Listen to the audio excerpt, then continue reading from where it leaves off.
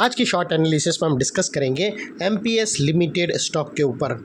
और दोस्तों ये एक तरह का रेड अलर्ट एनालिसिस है। अगर किसी को ये स्टॉक के अंदर करंट लेवल पे फ्रेश पोजीशन बनाना हो तो वो अपने एडवाइज़र को पूछकर वेट कर लेना, बिकॉज दोस्तों यहाँ पर मल्टीपल नेगेटिव फैक्टर्स एक साथ ब्रेकडाउन होने की तैयारी में है, जिसके तहत ये स्टॉक करंट लेवल से डाउनसाइड करेक्शन इनिशिएट करेगा। लेकिन फ्रेंड्स यहाँ पर कोई भी हमारी बाय सेल होल्ड रिकमेंडेशन बिल्कुल भी नहीं है। ये प्योरली एजुकेशन पर्पज़ से मैं अपना पॉइंट ऑफ व्यू आप लोगों के सामने शेयर कर रहा हूँ। कोई भी पोजीशन लेने से पहले अपने फाइनेंशियल एडवाइज़र को ज़रूर कंसल्ट कर लेना। दोस्तों आप लोग देख सकते हो कि ये वो बॉटम थी जहाँ से स्टॉक के अंदर एक अपसाइड मोमेंटम बना एक अपर स्लोपिंग पैरेलल चैनल के थ्रू।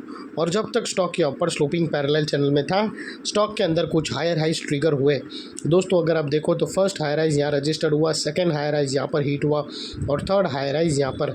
और जैसे ये upper sloping parallel channel down side में ब्रेकडाउन हुई, फर्स्ट टाइम दोस्तों इसके जो हायर हाइज थे वो लोअर लोज में शिफ्ट हो गए क्लोजिंग बेसिस पे, जो हमें कंफर्म करता है कि स्टॉक के अंदर करेक्शन कम चालू हो चुकी है।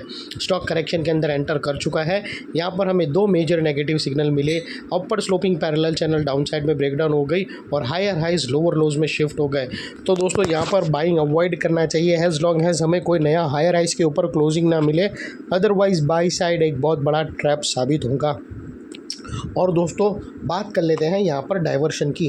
तो फ्रेंड्स अगर आप आरएसआई डालकर चेक करो तो आपको यहाँ पर क्लियरली नेगेटिव डाइवर्शन विटनेस होता है, जो हमें कंफर्म करता है कि स्टॉक के अंदर यहाँ पर फ़िलहाल टेम्पररी। दोस्तों यहाँ पर अगर आप देखो तो स्टॉक के अंदर हायर हाइज लगे, यहाँ पर अगर आप देखो तो लोअर लोज बनकर यहाँ से ब्रेकडाउन मिला है, जो एक डाउनसाइड मोमेंटम इनिशिएट करेगा।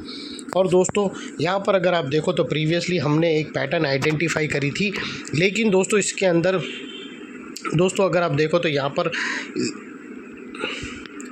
फ्रेंड्स अगर आप यहाँ से अगर हमारा जो प्रीवियस दोस्तों अगर आप देखो तो यहाँ पर हमने पहले ये स्टॉक के अंदर एक बहुत बड़ी पैरेलल चैनल आइडेंटिफाई करी थी और उसका अपसाइड में टारगेट भी हमें मिला था।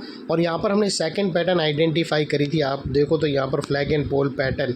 लेकिन दोस्तों ये पैटर्न ने एंट्री ही नहीं दी।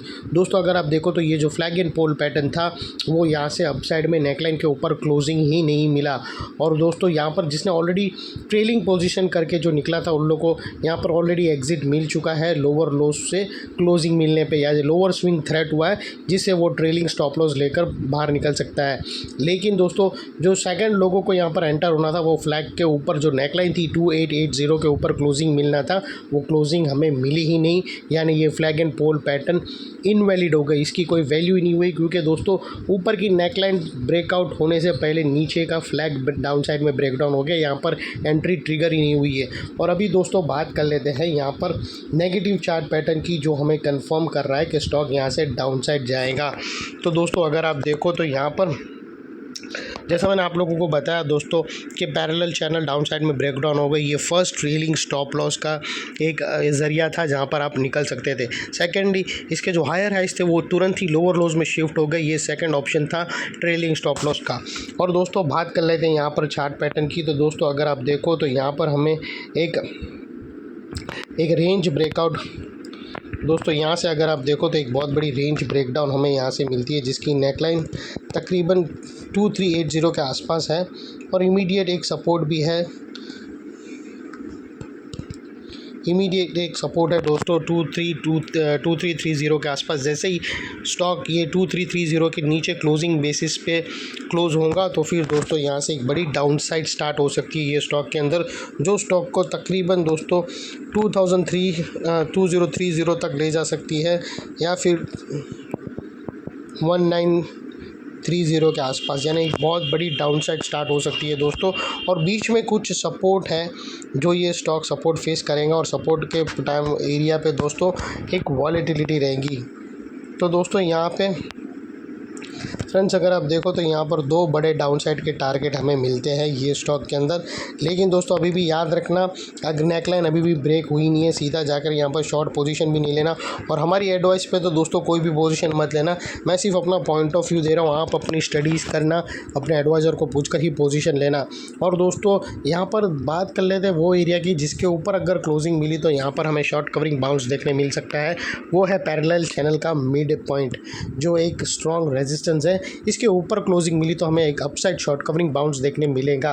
और फाइनली दोस्तों नेकलाइन, अगर ये दोनों नेकलाइन क्लोजिंग बेसिस पे थ्रेट होती है तो फिर डाउनसाइड मूवमेंट इनिशिएट होगा और ये लेवल एक स्ट्रॉन्ग सपोर्ट था जो एक स्ट्रॉन्ग रेजिस्टेंस बन जाएगा, बिकॉज मल्टीपल नेगेटिव फैक्टर्स यहाँ पर ही एक्शन में आते हुए हमें मिल रहे हैं।